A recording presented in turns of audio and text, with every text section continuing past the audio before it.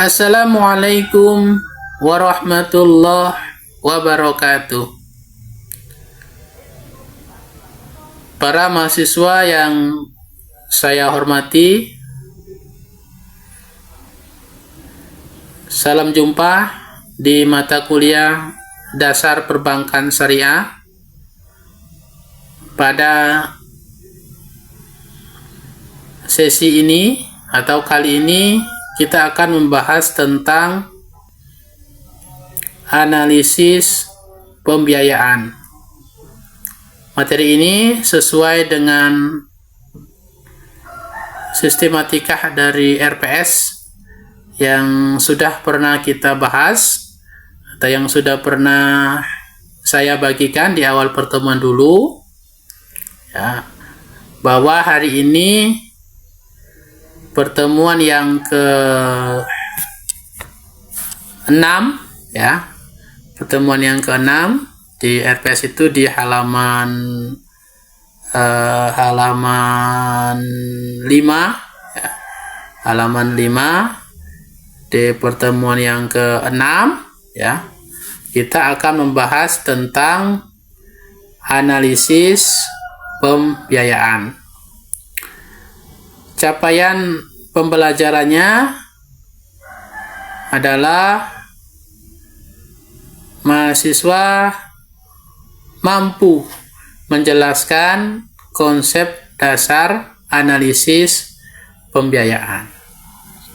Baik, analisis pembiayaan. Terkait dengan analisis pembiayaan ini,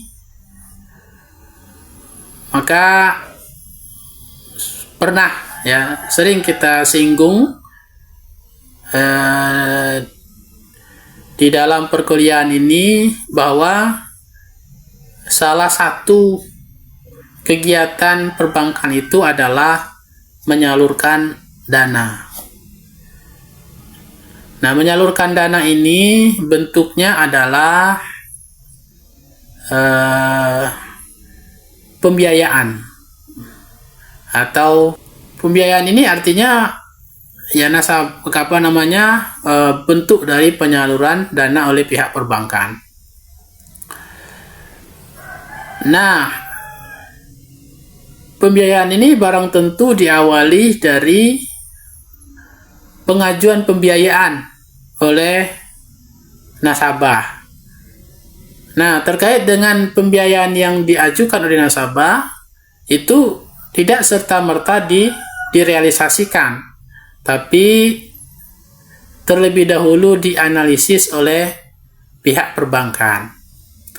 Nah, pentingnya analisis ini adalah agar perbankan itu tidak salah dalam merealisasikan pembiayaan.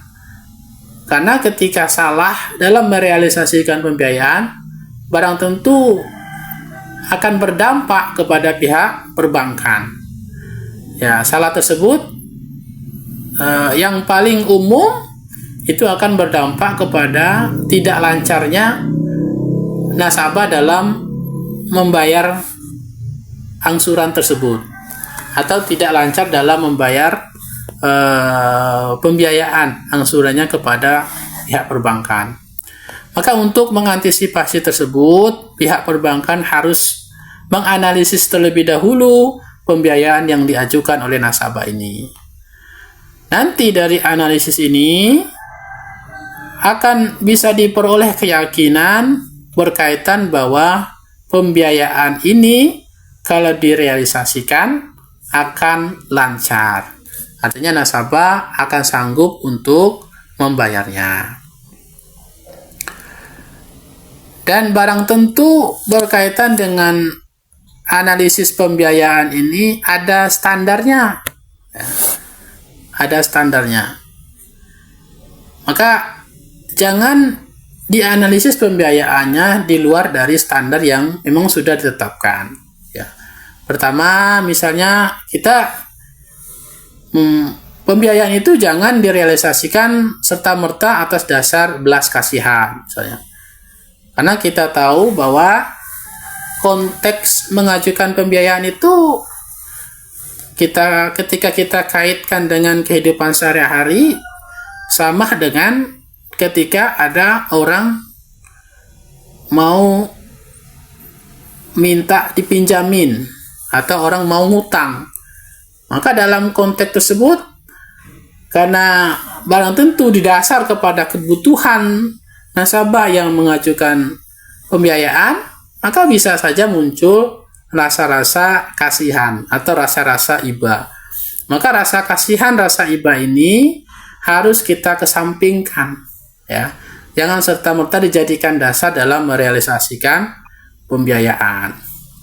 Apalagi dalam konteks sekarang ini, ya, sering muncul statement, dan kalau saya secara pribadi juga tidak salah, memang benar bahwa orang itu berkaitan ketika ingin minjam, ya segala usaha dilakukan, termasuk diantaranya memunculkan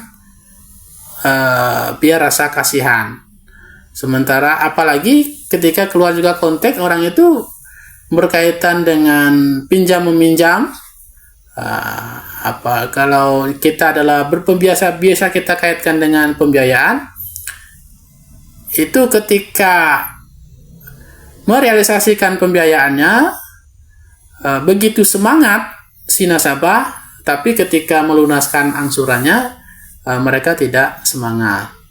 Dalam artian ketika memperoleh hak, ya, semangatnya luar biasa, namun ketika menunaikan kewajiban akan muncul beragam alasan, ya.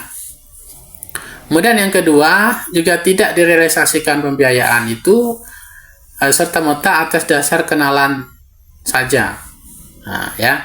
Kemudian status sosial.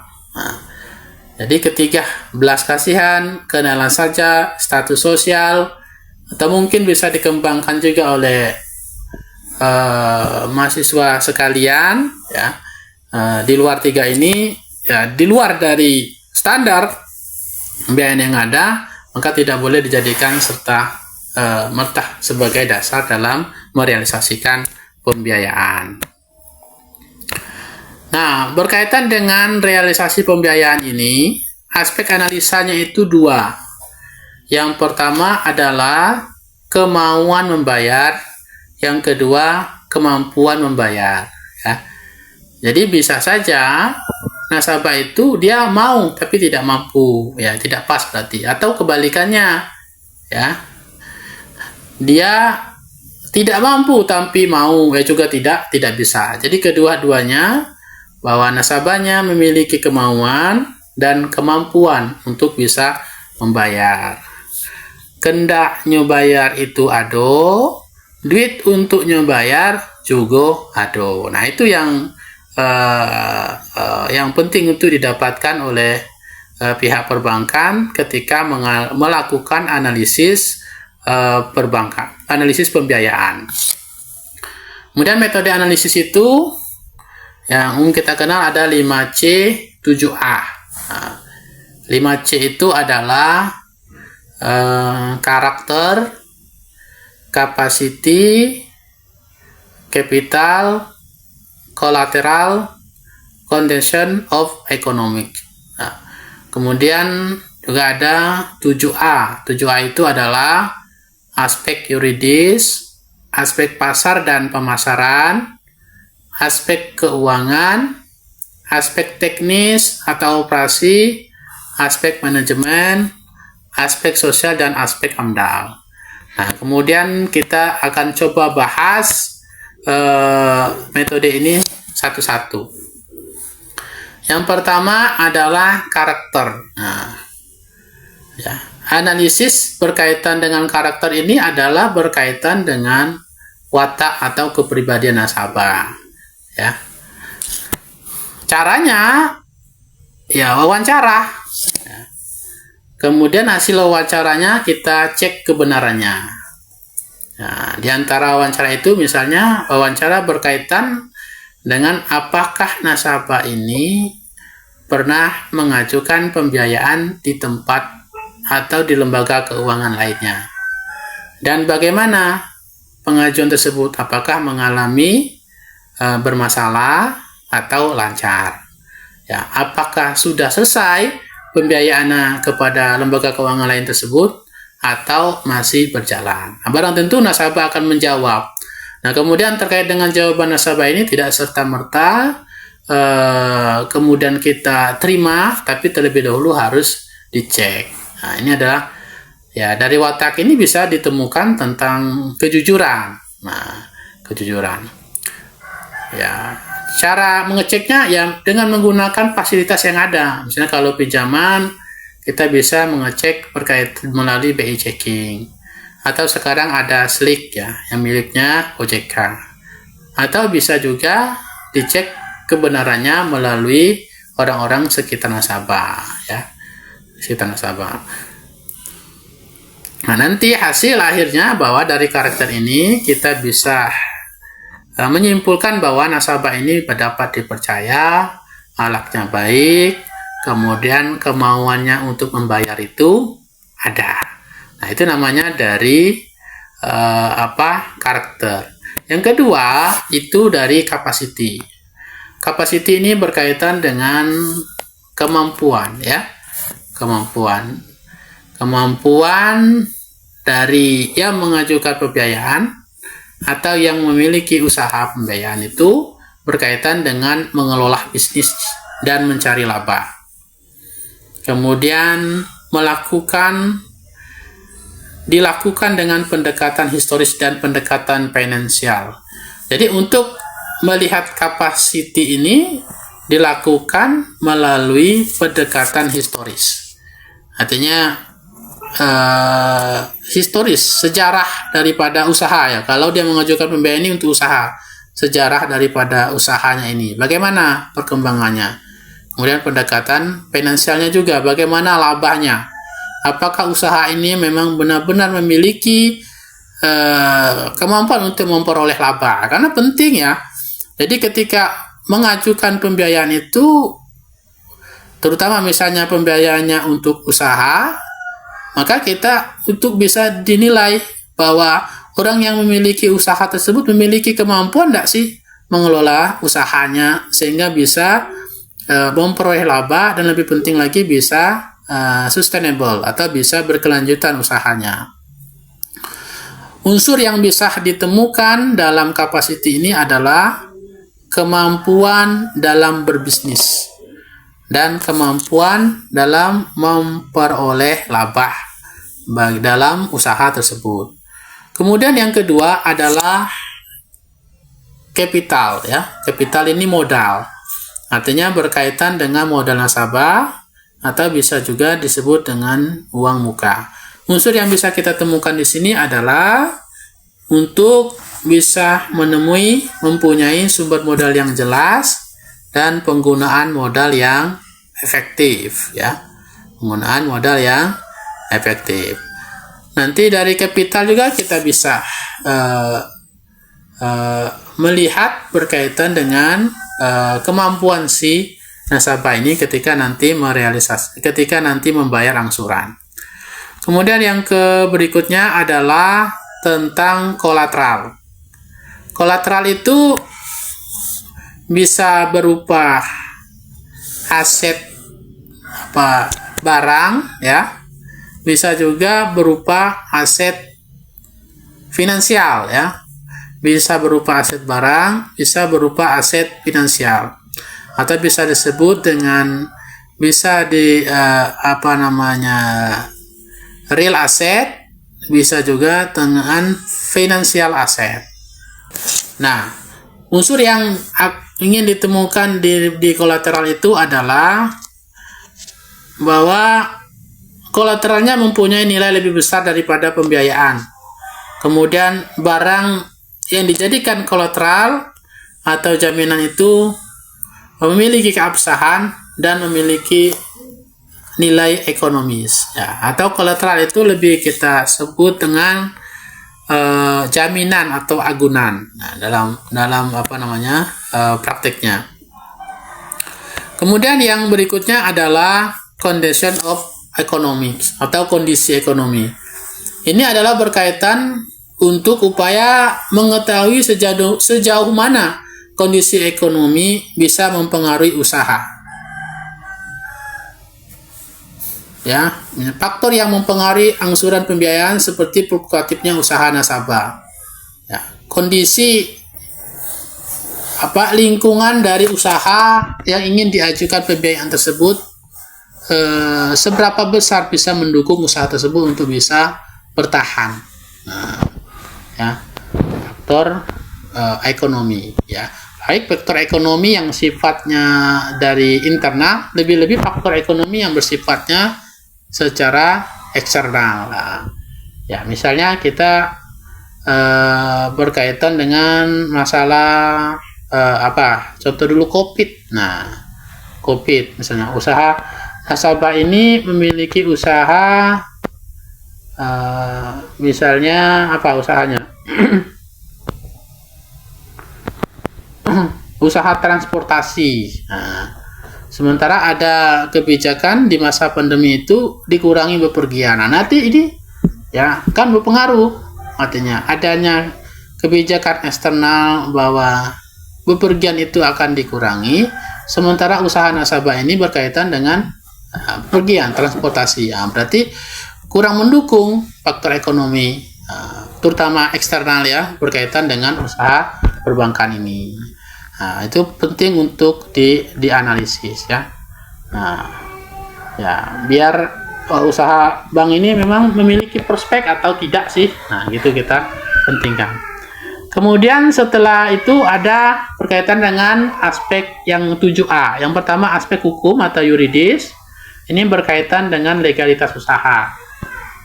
Penting ya, seperti NPWP, ya, surat izin usaha, dan lain segala macamnya ya. Kemudian ada lagi aspek pasar dan pemasaran. Nah, hasil penjualan dan produksi, peta kekuatan persaingan usaha, market share yang dikuasai, prospek produk. Ya. Nah, itu penting. Kemudian ada aspek keuangan. Aspek keuangan berarti dengan sumber dana untuk membiayai usaha dan angsuran. Ya.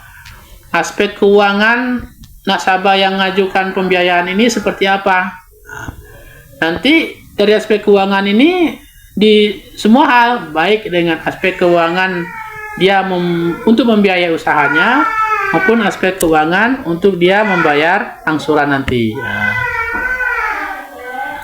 Kemudian ada aspek teknis atau operasi, nah, berkaitan dengan lokasi, teknis, dan lain-lainnya.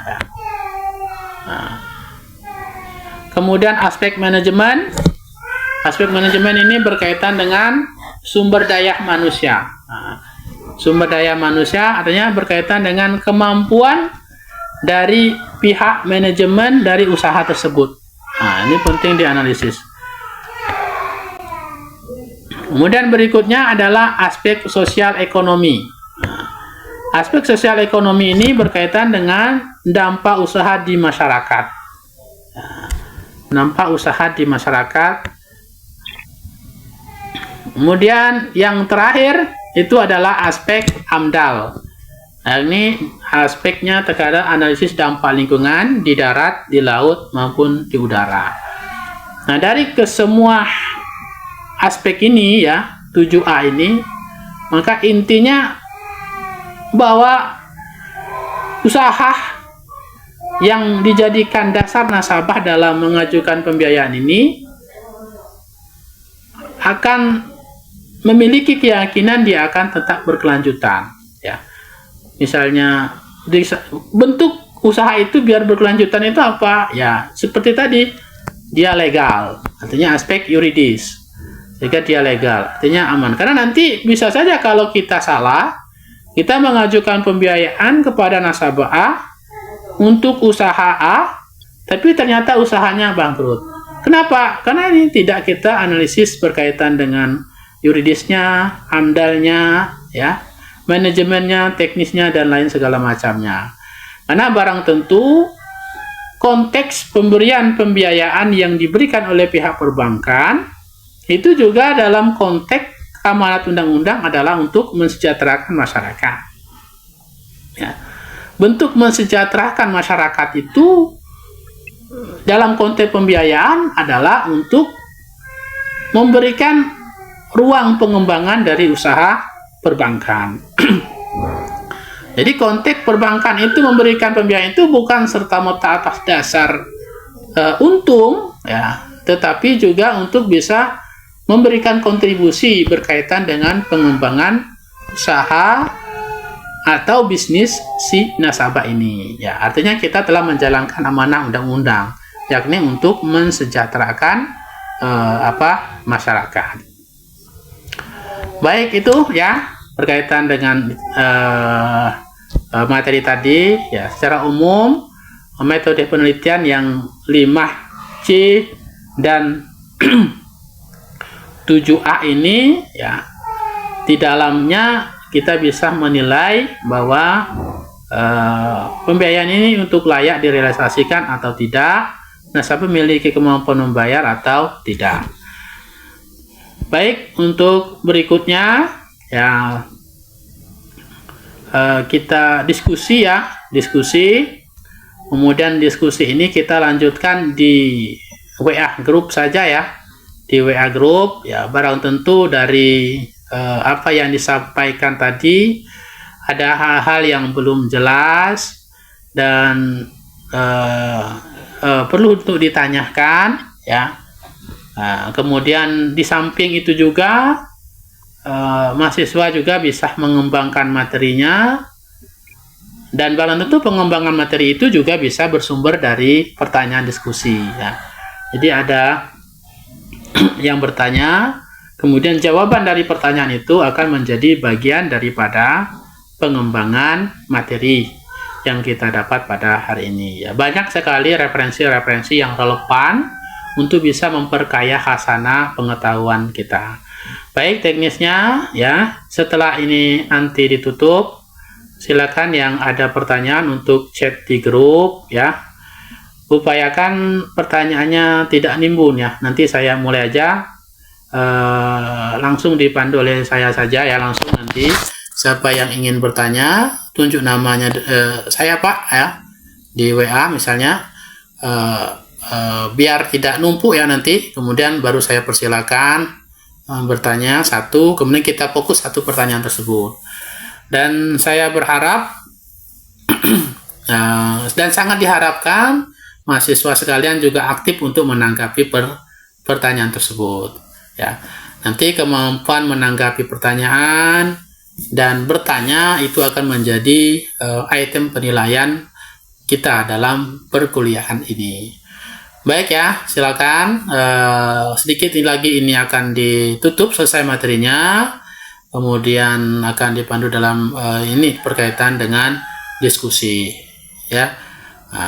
Kemudian itu untuk materi hari ini. Untuk berikutnya kita lanjutkan di grup. Terima kasih ya, banyak maaf jika dapat kesalahan, pada Allah mohon ampun. Mudah-mudahan apa yang disampaikan akan memberikan manfaat dan hasanah keilmuan bagi kita semua, baik hasanah keilmuan sebagai pengembangan maupun hasanah keilmuan sebagai memang sesuatu yang memang benar baru diperoleh oleh mahasiswa sekalian. Demikian, banyak maaf. Mari sama-sama kita belajar ya. Karena sesungguhnya dengan belajar itulah langkah kita untuk bisa menggapai impian dan cita-cita kita semua. Sukses untuk semua. Wassalamualaikum warahmatullahi wabarakatuh.